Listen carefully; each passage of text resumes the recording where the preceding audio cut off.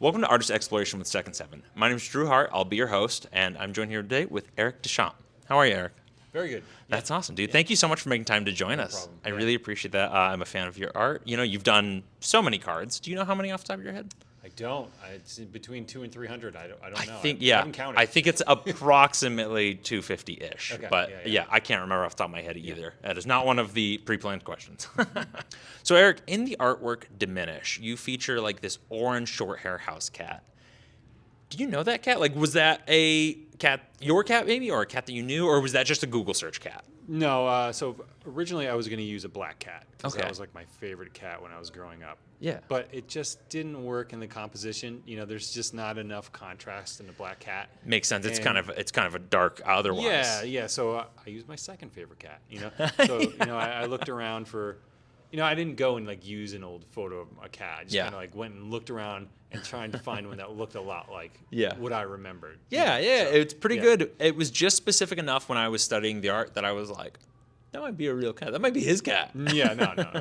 It wasn't technically my real cat. Just one Totally that kind fair. of reminded me of. Yeah, that's awesome. Yeah. So the artwork for Deflecting Palm is kind of graphic. I gotta tell you, I in prepping for this convention, I picked up a copy to have you sign, and it was the first time that I really noticed that this dude's phalanges were just blowing through his hand. Yeah.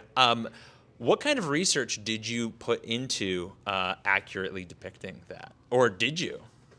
Well, first off, it was a lot more graphic in the sketch phase. So there was blood spurting out. Oh, boy. It was all over the place, and then they decided. They came back to me and said, like, Eric, you can't have They it. wanted wings, no sauce. It's got to be whatever PG, Yeah. So I had PG? yeah.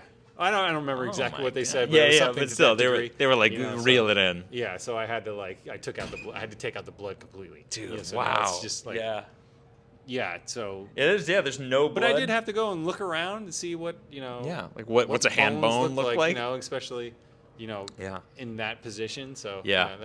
that kind of research can be gross sometimes. I feel that. I had to do. I had to do some zombie research once, and that was a little disgusting. Yep. Fair. But yeah, no, you killed it. Like, I was looking at it, and I also looked at a picture of like a hand X-ray, and I was like, he definitely looked at some pictures. Yeah.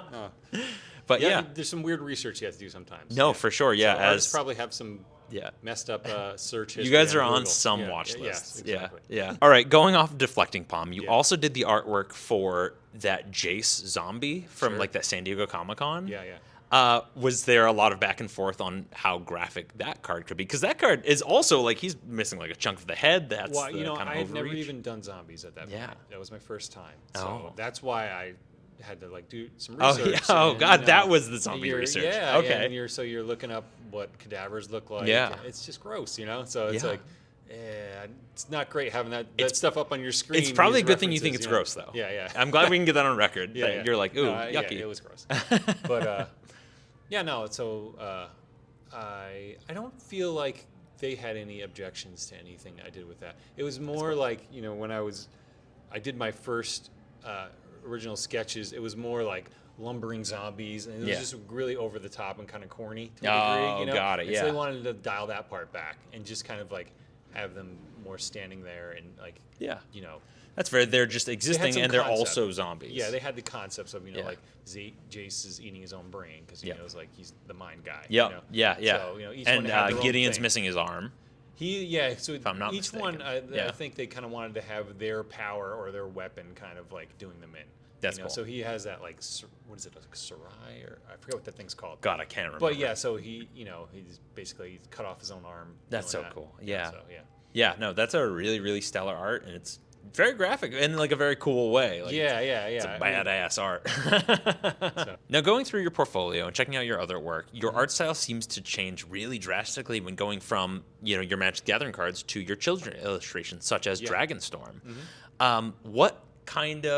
What's that change for you like when you switch into a different IP or a project? I think it's just a necessary change that I need to make every once in a while to keep, when I'm doing things like Magic, to keep that fresh. Yeah. And so because I don't want to always be doing the same thing and make it routine and then not put your best effort in. Yeah, for sure. So like I think it's a good thing for me you know, to kind of change it up, and you know, whether it's like illustrating things for kids or doing other creative projects, and every once in a while, those changes are helpful. Yeah. So, Yeah. That's really cool. It helps you kind of pull your face out of the book per se. And it's off the canvas. You know, then you're just changing your approach to illustration, where you know, maybe what I'm doing now is more line based, and you know, and then I find out that hey, I learned a little bit of something like that, and I can bring it to more rendered stuff. Yeah. So you know, it works out that way. That's so cool. Yeah. I absolutely love that. I was checking that out, and I was like, wow, he's done a lot of these. Yeah, because I used to do my sketches for Magic, and they'd be very loose and you know, painterly, and now I find myself, you know, doing more drawing based, line based sketches. So it's just what I learned from doing the children's stuff. That's really cool that you were able to pull something like that from. And you know, because I feel like when I first started, there was a lot of wasted effort. 100%. You know, and I was just kind of like, you're like, I spent so much time on that sketch, and I needed to change it. You know, I didn't know what I was doing. You know, so I was just like hunting and pecking for things, and just hoping that something accidentally comes into place. And where now I'm a little bit more planned. You know, and I figure things out a little bit more ahead of time. I love that. Yeah, I love that. That's so cool. As an artist, I've always thought that, you know, every now and again we have to pull ourselves out from what we're doing and, you know, go metaphorically touch grass, or maybe literally. I read on your website that in your spare time you coach some Special Olympics basketball. I do, yes. Tell me about how you got into that. That's really cool. Well, I have a daughter with Down syndrome. Oh, wow. And so she's 20 years old, and you know, I've been doing basketball with her for, I don't know, maybe like second grade or so. I brought her to like a typical basketball team for and you know, I just kind of acted as her aide to a degree, and I just did all the drills with her, you know, and then you know, and then a year or two after that, we found out that there was a special needs basketball team in the like our area. Yeah. So that was great. So we brought her to that, and you know, it was wonderful. But you know, the people that were running it, they just wanted to have something for their kid to do, and they didn't really know sports. Yeah, it wasn't necessarily basketball per se. Yeah, so, there just was a basketball. I always loved basketball, so you know, I was like, I kind of slowly got more involved until I was basically running it. Well, that's really cool. He was able to step away, and I just kind of took over. Well, that's really rad. It's just a great thing, and it also gets the kids together, and they have like their own social network through this team, which has been great. I love that. So you know, now we hang out, we bring each other, I'll bring a few of them to like we have this gaming kind of bar, like not bar, but like a cafe. Okay, and you know, so we all play games together. You That's know, awesome. It's like, you know, board games, card games, dice games, and hang out. So it's a lot of fun. So well, like that's both really worlds cool. kind of come together. Yeah. Well, that's really awesome. I read that, and I was like, oh, you know, like that's so cool. You know, and then like at the same time, so with my own team, and we're our own Special Olympics team, I need to create a name for it. So I was like, well, it's got to be a cool name. We went with the Owlbears. So, the Owlbears? Yeah, That's so cool. Yeah, so it's very fun. That's and I got to draw, you know, a logo for it and everything. It was a lot of fun. Yeah. And they were like, wow, who did this logo? Yeah, it's like totally, people are like, the Owlbears, you know, because people like us, we know what an owlbear is. Of course, but a typical most people, parent is like, what in the world is that? What in tarnation is an owlbear? Yeah. So it's kind of fun. I like but that's honestly, so cool. that was the idea. Yeah. Is like, you know, when some typical person that doesn't know what Dungeons and Dragons is, when they hear an owlbear, they're like, okay, that's kind of weird. But then the more you get to know about it, you're like, oh, this is kind of cool, you know? Yeah, that is cool. And, you know, and that's what it's like to be like, say, like a parent or a friend of somebody with special needs. Yeah. You know, it's different at first, but then you realize how cool it is. Yeah, you know? as you settle in. As you settle in and get to know it, and that was the point. Well, that's really awesome. I love to hear about that. Yeah. You said you're really into basketball. What's your team?